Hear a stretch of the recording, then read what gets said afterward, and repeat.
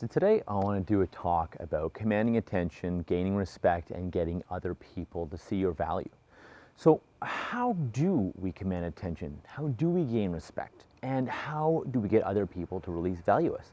Well, first of all, we demonstrate authority, our expertise, our confidence, and we gain trust through our actions, our body language, our tone of voice, congruence of action with what we say, i.e., do what you say.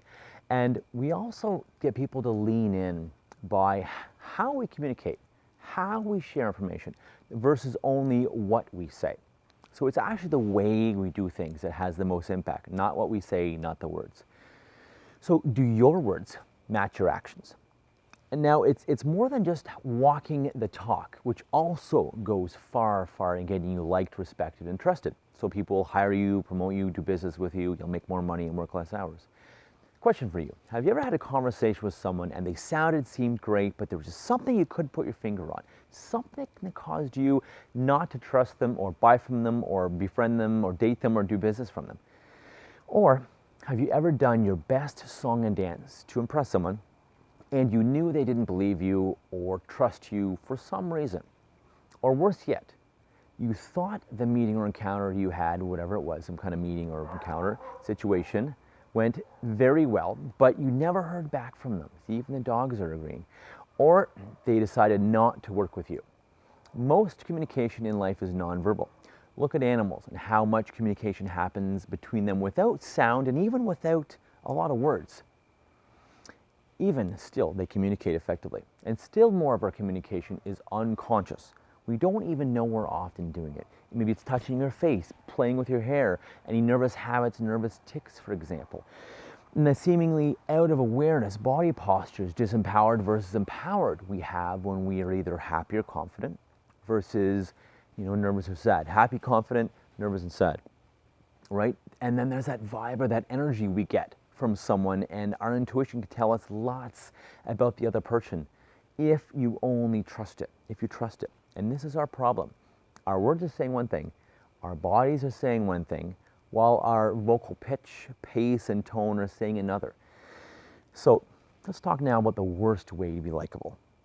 So one of the worst ways to be likable and respected and successful and one of the worst ways to command attention is to really try hard to be likable by doing everything for everyone, worrying about what people think of you, choosing your thoughts carefully, trying to constantly look good, not doing or saying things that may not have you look good or may not have people be super impressed by you, or trying to impress people all the time.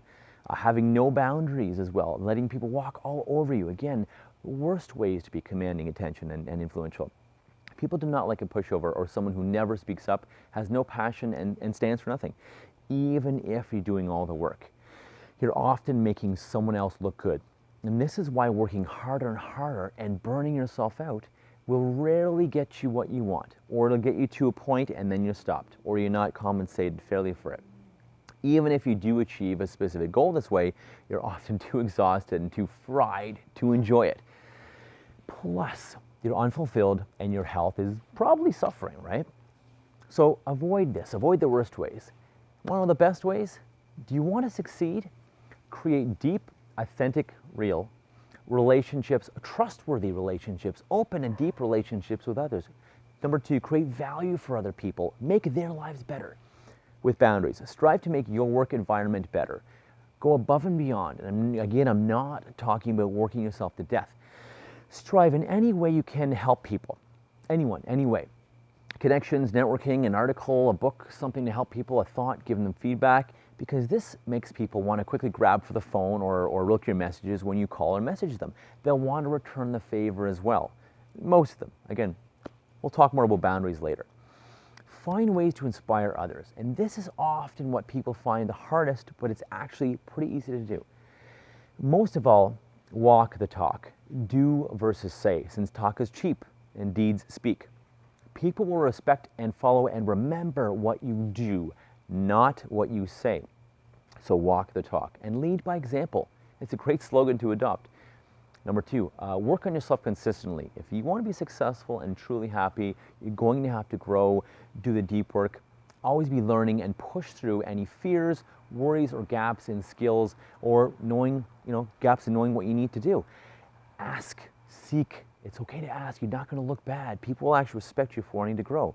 So if you haven't achieved a certain goal yet, you probably haven't grown into the person you need to be to have that yet. So instead of being frustrated, sad, upset, down on yourself, or giving up, whatever, seek a mentor to help guide you and help you fill the gaps. No one gets to the top without help. Often, a lot of help. And this is where ego and pride and dying to be right can be the death of your success. Stay tuned, by the way, for part 2 of this video, where we'll be talking about specific things to work on and specific actions you need to take to achieve and command attention, gain respect, and create world-class influence so others really see your value, want to do business with you, buy from you, hire, promote you, want to hang out with you, and want to be led by you. Till next time.